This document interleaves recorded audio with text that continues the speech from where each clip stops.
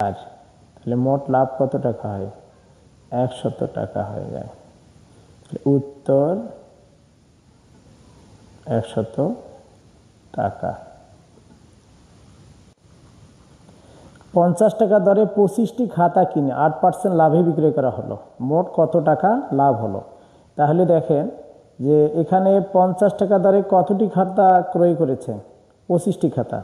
তাহলে 25টি খাতার মোট মূল্য, 25টি খাতার মোট দাম কত সেটা বের করব। মোট দাম, তাহলে একটা খাতা যদি 50 টাকা হয় তাহলে 25টি খাতা হবে 125 এত টাকা। এখন বলা হচ্ছে 8% লাভে বিক্রয় করা হলো, তাহলে মোট কত টাকা লাভ হলো? তাহলে মূলত 8% লাভ বলতে কি 100 টাকায় লাভ কত? 8 টাকা। তাহলে মোট লাভ হয়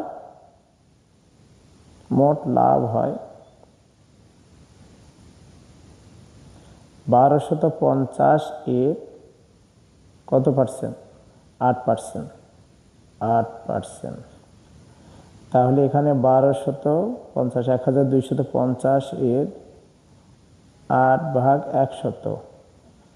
এইটা যদি আমি এটা দিয়ে একটু কাটার চেষ্টা করি, তাহলে এখানে হচ্ছে 25 দিয়ে যদি আমি 50 দিয়ে কাটার চেষ্টা করি, 50 দিয়ে কত হয়? 150। 50 2 আবার 5, ঠিক আছে। এইটা দিয়ে আবার এইটাকে কাটলে অর্থাৎ ভাগ করলে, 8কে ভাগ করলে কত হয়? 4। তাহলে মোট লাভ কত টাকা হয়? 100 টাকা হয়ে যায়। উত্তর 100 টাকা।